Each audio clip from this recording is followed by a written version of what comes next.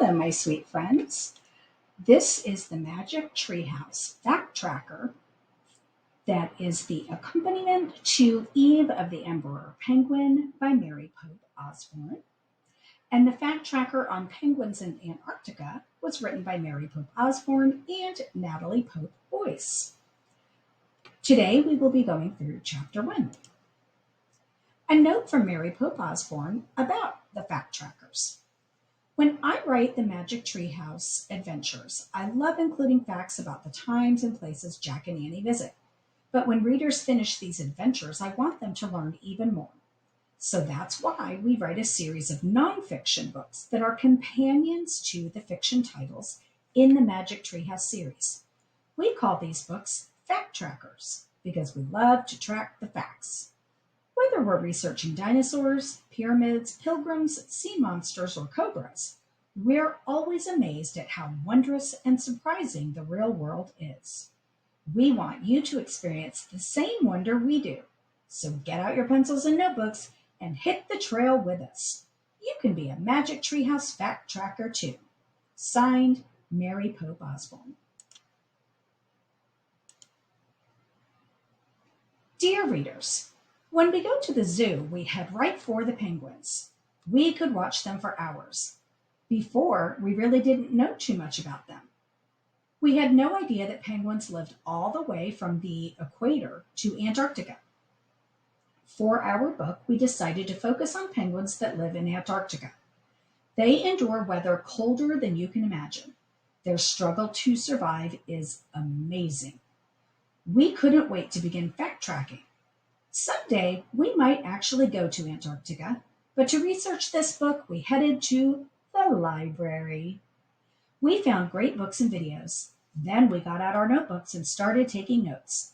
Later, we sat down at our computers and checked out some great penguin sites. We also read about Antarctica. You won't believe what we learned. It is the coldest and harshest place on the planet. Finally, we began to write. We had so much fun in the magical frozen world of the penguin. It was a great trip. And we didn't even have to leave Frog Creek. Signed, Jack and Annie. Chapter 1, Penguins and Antarctica. Antarctica got its name from the ancient Greeks. At night, the Greeks studied the stars. They watched as a group of stars called the Great Bear rose high in the northern sky. The Greeks named the most northern part of the world Arctos, which is the Greek word for bear. This later became our word Arctic. They thought that since there was a North Pole, there must also be a South Pole to balance it.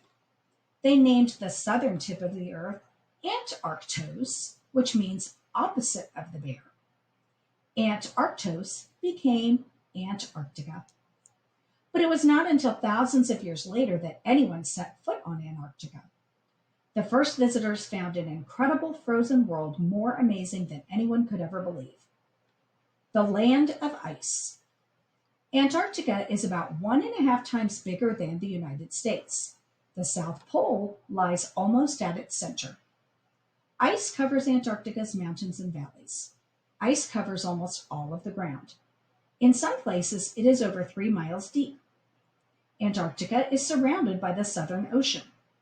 During the winter, when the seas around Antarctica freeze, the extra ice makes the continent look twice its size. 70% of the world's fresh water is in the form of ice that lies in and around Antarctica. Coldest, windiest, driest. If you like cold weather, Antarctica is the place for you. It is the coldest place on Earth. The temperature is usually 60 degrees or more below zero. The coldest temperature ever recorded in Antarctica was 130 degrees below zero. Air this cold will freeze a person's bare skin in seconds. Antarctica is also the windiest place on Earth. Howling winds sweep down from its center to the coastline. Sometimes they blow 200 miles an hour. That's hurricane force. The winds dry out the air so much that they turn Antarctica into an icy desert. It is even drier than the Sahara Desert. In fact, Antarctica is the driest place in the world. Even though only 2 inches of snow fall each year, Antarctica has lots of blizzards. Blizzards are storms with strong winds and blowing snow. Antarctic winds blow the snow that is already on the ground. This can make it hard to see or even to stand up. During the winter, Antarctica is always dark. In the summer, the sun never sets at all. The only creature that can live in this harsh place all year is a tiny insect called a wingless midge.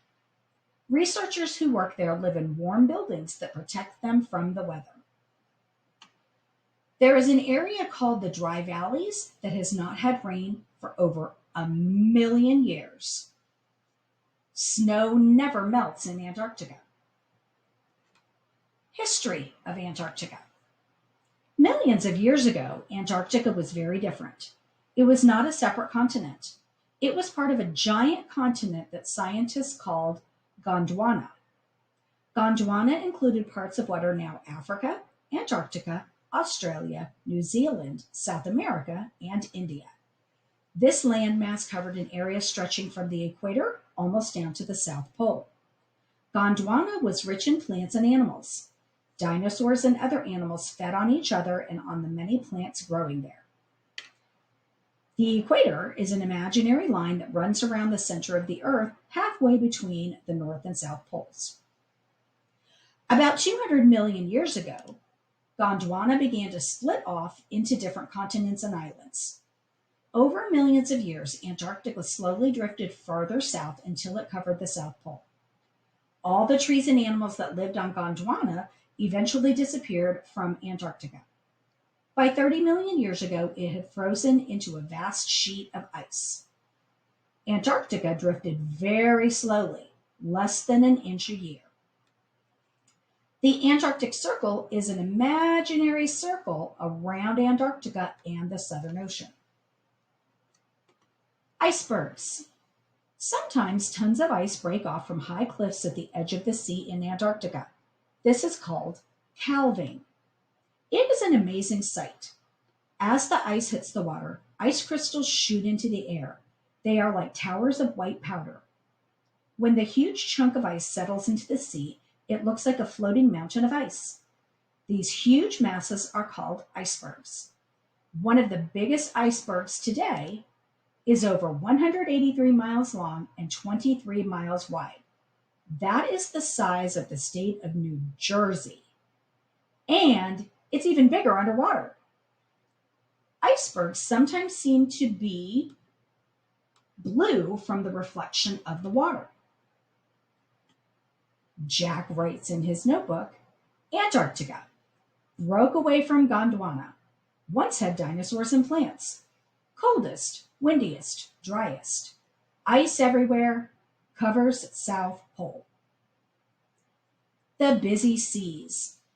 Whales, seals, penguins, and other birds live in the seas and skies around Antarctica.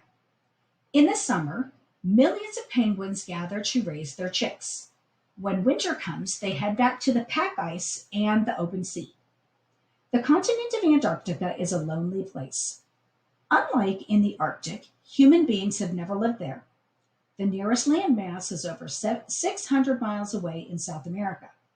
The giant continent lies frozen and silent at the end of the Earth. This is pack ice, floating sea ice. Fossils in the Antarctic. Fossils are the remains of animals and plants that lived a very long time ago. There are many animal fossils lying under the ice in Antarctica. They come from the time when dinosaurs roamed Gondwana. There are also fossils of ferns and other plants. Scientists make new fossil discoveries in Antarctica all the time. Recently, they were surprised to find the fossils of a duck-billed dinosaur on Vega Island off the coast of Antarctica. They'd never seen fossils like these in the Antarctic before. Another discovery at the South Pole was of a plant-eating dinosaur that lived 190 million years ago. This huge animal weighed over 4 tons and was 20 to 25 feet long. Scientists think it was the largest animal that ever lived on land. Can you believe that there are also fossils of penguins that stood almost 6 feet tall? That's the size of a very tall grown up dad. They lived over